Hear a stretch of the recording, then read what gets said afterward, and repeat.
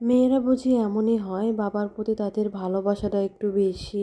মেয়েরা বাবাকে একটু বেশিই ভালোবাসে মায়ের তুলনায়। সব মেয়েরাই কি বাবা ভক্ত হয়? কার কার বাচ্চারা এমনটা করে অবশ্যই আমাকে কমেন্ট করে একটু জানাবেন। হ্যালো এভরিওয়ান, আসসালামু আলাইকুম। সবাই কেমন আছেন? আশা করছি সবাই খুব ভালো আছেন। আমরাও আলহামদুলিল্লাহ ভালো আছি। আরো একটা নতুন ভিডিও নিয়ে আপনাদের মাঝে হাজির হয়ে গেলাম। মেয়েরা বুঝি এমনই হয়, তাই না? মেয়েরা একটু বাবার প্রতি তাদের ভালোবাসাটা অন্যরকম, বাবা ভক্তই হয়।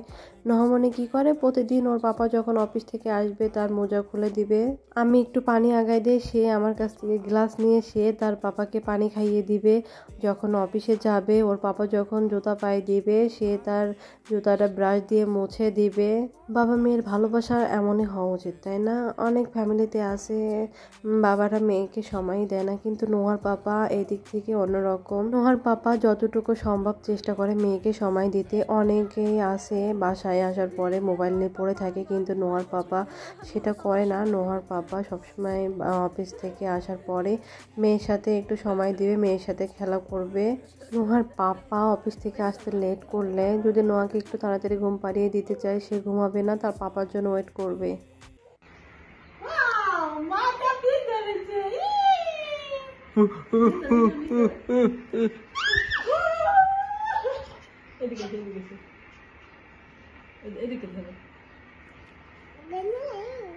রেখে দাও এখানে রেখে দাও, এখানে রেখে দাও, আমি তো দেখে গেল। চিংড়ি মাছগুলো একদম ডিম হয়ে গেছে। এটা ধরবে? আচ্ছা এটা ধরো। মেয়েকে দেখো, মেয়ে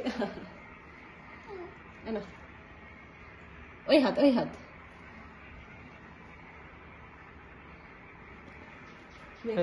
হেই পাপা।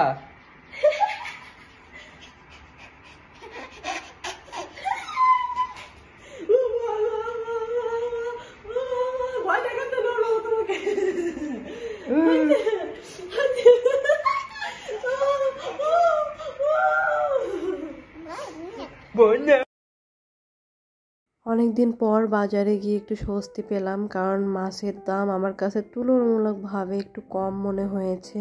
কারণ এর আগে পুঁটি মাছ আমি কিনেছিলাম 400 টাকা কেজি, সেখানে আমরা 200 টাকা কেজি পেয়েছি। আর ট্যাংরা মাছ 550 টাকা কেজি, আর গলদা চিংড়ি 750 টাকা কেজি পেয়েছি।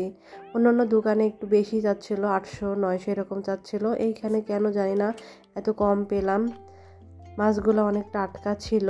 ট্যাংরা মাছটা যখন কিনলাম তখন মাছটা লাফাচ্ছিল। পুঁটি মাছ, কাতলা মাছ এগুলো সব টাটকাই ছিল।